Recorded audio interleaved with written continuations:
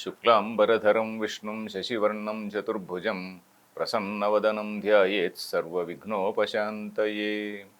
Om. Dear friends, we are seeing the last shloka of the second chapter of the Gita. Second chapter, that is Sankhya Yoga. The last shloka, that is 72nd shloka. Esha brahmi sthitih partha nainam prapya vimuhyati sthitvasyam antakalepi brahma nirvanam ruchyati. So that was the shloka which we were reading. Up to that antakalepi, till at least at the time of death, at least by the time of death, if he becomes a realized person, if a person becomes a realized person, then he will attain nirvana. So that means we have got a lot of chance. As I was saying, even retired people have got some good opportunity. We need not think that we have lost our opportunity. And even at that time, we can read some Gita and then Upanishads. So anyway, Brahma Nirvanam Ruchyati. I was trying to explain this word called Nirvanam. Nirvanam is a term which is also used in Buddhism. So Nirvanam is a sort of breezeless state. Usually it is described as a sort of a lamp. Suppose there is a lamp. And suppose there is a lamp here and then there is a lot of breeze. That lamp is flickering. Suppose there is absolutely no breeze. Cool, quiet air. Only quiet air is there. So the lamp is just burning bright in a totally breezeless state. So that is what is called nirvana. Vanam. Va means gandhanam, that is breeze. Vanam. Nirvana is something that is at breezeless stage. So nirvata, yatha deepo nivatastho. He is also going to say, Krishna is going to say later, yatha deepo nivatastho, he is going to say. So nivata, same thing. That is where absolutely there is no breeze. So that is one meaning. That is breeze. What is the meaning of this breeze? Breeze means a person who is not a realized one. His mind is still afflicted by so many things. Like suppose I look at somebody, I feel very angry. Oh, this man is my enemy. As I look at somebody else, oh, he is my friend. So anger, hate, love, lust, greed and all these things, they are various breezes. They just come. They are the winds which blow and then which will sometimes wipe off or which will put off the light, even put off that lamp. So that breeze is something which is disturbing. So here the realized person has no such breeze of anger, hate, lust, etc. All that breeze has totally stopped. It has totally disappeared. If you talk about va, the other sense of gati, one commentator has written, nirgatam vanam. Vanam means gamanam. Yasmin prapye brahmani. Tat nirvanam. That is, after attaining this Brahman, all other things have disappeared. Once he attained, va is gati gandhanayoho, va gati, that is gamanam. Gamanam is, that is prapanam. Once he has attained that particular Brahman, all other things like all these negative, not only negative, all positive things also. Because in the case of moksha, even punyam is an obstacle. We should not only get rid of the papam, we should also get rid of the punyam. Having papam is like getting bound by, say, iron chains. Having punyam, having a lot of punyam is like having golden chains. It doesn't matter whether you are bound by gold chains or by iron chains, you are bound. In olden days, it seems, when somebody from a royal family had to be beheaded, they were not beheaded with an iron sword. They were being beheaded with a golden sword. It doesn't matter whether a person is beheaded with an iron sword or a golden sword, he is beheaded. So like that, here, once a person attains Brahman, so all these things, all these various things, they just disappeared. So which means he is not running after things. Nirgatam gamanam, that is, he has no other moment. Once he has attained that Brahman, he doesn't run after things. And he is totally content with that realization. He is totally content in himself with that realization. So that is the meaning of this Brahma Nirvanam. So that is becoming Brahma. So as I said, yesterday also I was saying, Brahmavit Brahmaiva Bhavati. The knower of Brahman becomes Brahman. Suppose you tell this to a man of religion. Suppose somebody says, oh, religion, what does religion say? Religion says, okay, God is there, suppose somewhere in heaven, and I am here, sitting here, and then God is controlling me.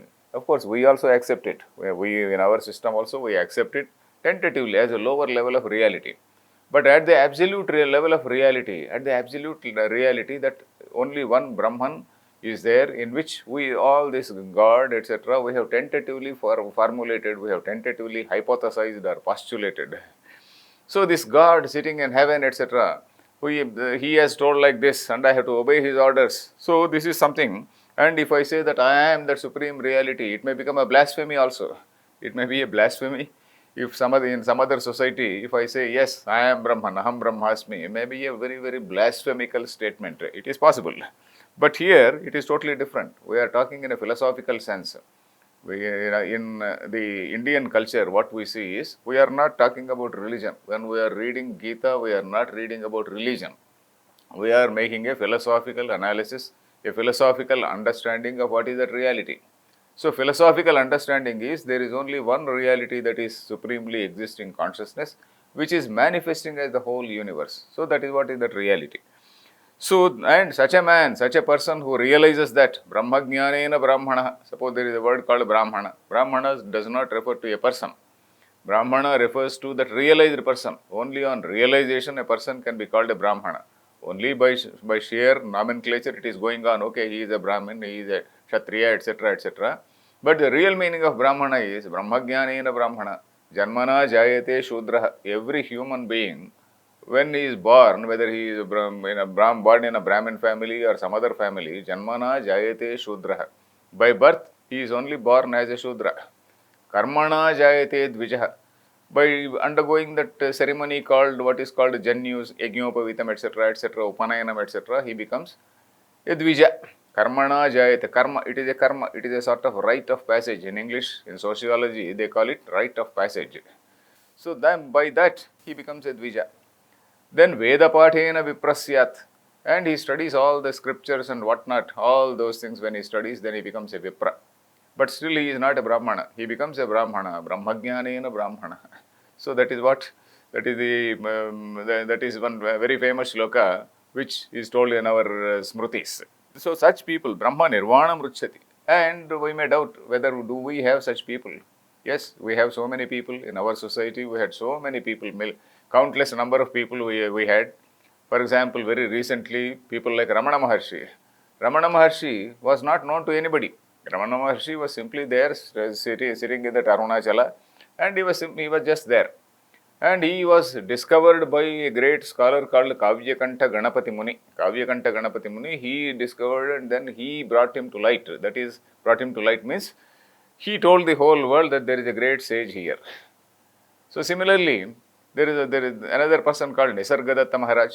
Nisargadatta Maharaj, we know that I am that book, the famous book, and then there is so many teachings of Nisargadatta Maharaj. And Nisargadatta Maharaj, what was he? He was just an ordinary householder, and he was also doing some small petty business, but a highly realized man. So how was he discovered? So several people, they started listening to him. Suddenly some foreigners came, some foreigners also listened, and they wrote some books. So when foreigners wrote some books, he got prominence. So like that, in our tradition also, even now there may be several Mahatmas, there will be several Mahatmas. We don't even know them. Somebody in some remote village, some Mahatma will be there. So like that. So in our tradition, even now when it is so, we can imagine in olden days, when these things were still very seriously pursued, when all the Shastras were seriously pursued, people really lived such very pious lives. So, okay, this is the end of this chapter. Sitvasyamantakalepi Brahma Nirvanam Ruchyati. So, that is what we see in this chapter. That is the second chapter called Sankhya Yoga. We saw that Arjuna initially, if we just recall, Arjuna initially in the first chapter, that is Arjuna Vishada Yoga, he said, no, I am not going to fight, and then he dropped down his bow and arrows, and then he just collapsed in the base of the chariot. Rathopastha Upavishat. That is, he collapsed in the base of that chariot.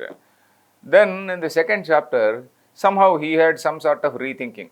And then he started saying, no, I want to know what is your opinion. Not only that, I am surrendering to you. This Shishyasteham Shadimam Tvam Prapannam is it. I am your disciple. Shishyaha. I have to be told by you. I have to be commanded by you. Shishya. That is, I have to be commanded by you. You tell me. Shadimam Tvam Prapannam. So at that time, the charioteer, the person who was driving the chariot, the driver becomes the boss.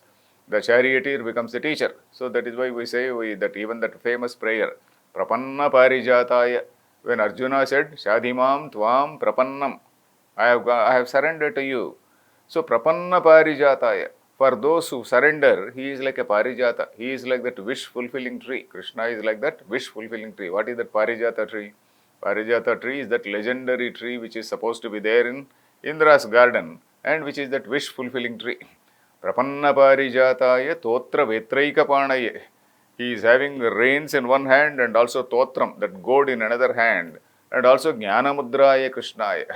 He is also having that Totra Vetra maybe both in one hand, and then Jnana Mudra also. Jnana Mudraya Krishnaya Geeta Amrita Duhe Namaha. And he is the man who has milked this Geeta Amrutam. So that shloka is there. So that prapanna, that prapatti, that is surrender is there. That is what we see in the beginning shlokas. Then Krishna starts, straight away he talks about this absolute reality. What is this Atma? This Atma is something which is not going to die. Nainam chindanti shastrani, nainam dahati pavakaha. Fire is not going to, all the weapons are not going to cut it. Nainam dahati pavakaha, the fire is not going to burn it. Na shoshayati marutaha, the wind is not going to dry it up. And najayate mriyate va kadachit, it is not going to die, it is not going to be born, and then it is always there. It is eternally existing. What you call as this Atma or Jiva, Jivatma, is something which is eternally existing. So Krishna gave the sum and substance of the Vedanta by explaining what is called Jivatma. Jivatma, what all has been told in the Upanishads, has been given in a very small capsule form in those say about 20 shlokas. Jnana Yoga actually starts from 11th shloka to 30th shloka, shloka number 30. Then again he realizes that, okay, let me tell from Loka Drushti. Loka Drushti means, what do your colleagues think of you? What do other soldiers think of you? If you just sit down, collapse, if you just collapse in the battleground, you have been a very, very great warrior, and you have won so many battles earlier. And if you now drop your weapons and then if you just sit here, then what will your colleagues think of you? They will think that you are a coward, you are a cowardly person who have run away from battle. So this sort of blame is something which is worse than death. So that is what, in that way, from he said, and he also talked about swadharma, and this is your dharma. This for a kshatriya, this fight or battle is a dharma. And there again we have come across a wonderful commentary by Shankaracharya, that is, Krishna is not forcing Arjuna to do war. Krishna is only reminding him about his duty. That is, Arjuna himself came prepared. It is not as though Krishna wanted war. Arjuna himself went to Krishna, he sought the help of Krishna, and then Krishna gave assurance, he became his charioteer. So all that thing is there. So he is reminding himself, you have forgotten your duty. So why did he forget his duty? Because of Shoka and Moha. When he looked at Bhishma, Drona, Krupa, Acharya and all that, he suddenly felt, oh, these are all my gurus, how am I going to fight, etc., etc. So he thought, I am so and so. These are the people who actually raised me from my childhood. Bhishma, he raised me from my childhood. So he got entangled in those feelings of sentimentality and then Shoka and Moha. So from that Shoka, Moha, Krishna has to retrieve him. So from that point of view, Krishna has only pointed out about his dharma. So he told about his swadharma. Then later he came to this topic of karma yoga. Okay, still, if Arjuna is still thinking that he is somebody who cannot fight, okay, let me suggest another solution. What is that solution? You keep doing your karma, you keep doing your whatever is your assigned karma. Assigned karma is another thing which I explained earlier also. Assigned karma means, in our system, in our Veda, not Vedas, Upanishads and our Dharma Shastras, every human being in the society has been assigned some duties. Whatever be the Varna, Ashrama, every human being in the society has got a system, right from morning till evening, what is he supposed to do. There is a sort of lifetime, timetable, let us say, the whole lifetime timetable. So this sort of timetable is there. Okay, you have to do like this. A Gruhastha has to entertain guests. A Gruhastha has to do this Bhuta Yajnam, Deva Yajnam, Pitru Yajnam. A Grihastha is also supposed to do Swadhyaya. So many things are there mentioned for the people. And for a Kshatriya, Shatat Trayate iti Kshatriya. That is, he is the person who has to rescue the people who are in trouble. And he is the person who is enjoined, on whom it is enjoined that he has to protect Dharma. Protection of Dharma is something which is enjoined on a Kshatriya. So that is what is Swadharma. So from that point of view, suppose you are doing your karma, whatever karma, and you are doing it with Ishwararpana Buddhi. And that is what is Karma Yoga. The most essential point in that Karma Yoga is, that is being an instrument of that divine scheme. The whole this karma structure, the whole structure is a sort of divine scheme which is meant for perpetuation of Dharma, for establishing of Dharma.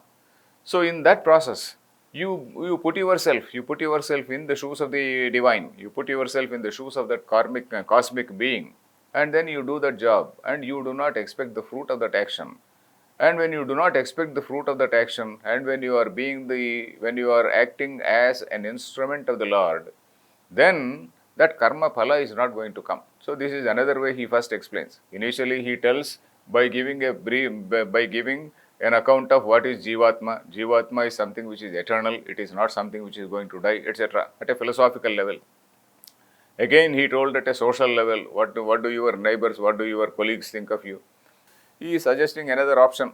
Okay, there is another option for you. That is, you do your duty without expecting the fruit of that action. You will naturally get that fruit. It is not as though you are not going to get the fruit. But you leave it to the divine, You do it from the point of view of, okay, you're putting yourself, not from the point of view, okay, putting yourself in the shoes of the divine. So that is what he said, that is Ishwararpana Buddhi. That is, this individual is becoming a tool of that samashti. Vyashti is surrendering himself to that samashti. Then he also said, Yoga Karmasu Kaushalam. This is another wonderful statement we saw. Yoga means Karma Yoga, Karmasu Kaushalam. It is that skill in action or dexterity in action. What is that skill or dexterity in action? Karma is something which is binding a person. But this gentleman who is in Karma Yoga, he is performing his action in such a way that the karma is not binding. Karma is not binding, karma phala is not coming to him, that means karma is not binding him. Because he is doing it as with that Ishwararpana Buddhi. So that is what he said, doing karma with an Ishwararpana Buddhi. Then karma is for purification of the mind. Karma is for chitta shuddhi or antahkarana shuddhi, as we saw. That is for the purification of mind. So here we see that what is called dharma in the framework of religion is what we are also calling karma. This is something which is going to liberate a person, provided it is done with Ishwararpana Buddhi. So religion is something which is also becoming a tool for self-purification. Of course, sometimes religion can also become a tool for making people into fanatics. Religion can also make people fanatics. But we are not talking about such a situation. Our system does not contemplate it. Our system only says religion is there for self-purification. Then finally, he told about what is called Sthita Prajna. Arjuna asked a question, what is this, you are telling so much about this person who is having a stable mind, etc. What are the features of that person who is having that stability in wisdom? Then Krishna started talking about what is called both Lakshana and Sadhana. What are the characteristics of that Jnani and what are the sadhana? What is the means? What is the means in that process? He also explained how a person has to go beyond these dualities, etc. He explained. And there we also saw some beautiful shlokas like Ya Nisha Sarva Bhutanam. Whatever is night to all other beings is the day for him. What is his day is a night for them. So that is how. And also a person, Apuriyamana Machala Pratishtam. A realized person is like an ocean. All these things, like into an ocean, all the rivers they flow and the ocean is still totally unruffled. This Jnani is also unruffled, unperturbed by any of these emotions. So he told about what is called Karma Yoga and he told about Jnana Yoga. So in the second chapter, what is the final message is, he told about what is Karma Yoga and what is this Jnana Yoga. And Karma Yoga is actually the preliminary step, that is, which purifies the mind of a person and makes him eligible for Jnana Yoga. We'll see it tomorrow. Harihi Om Tat Sat.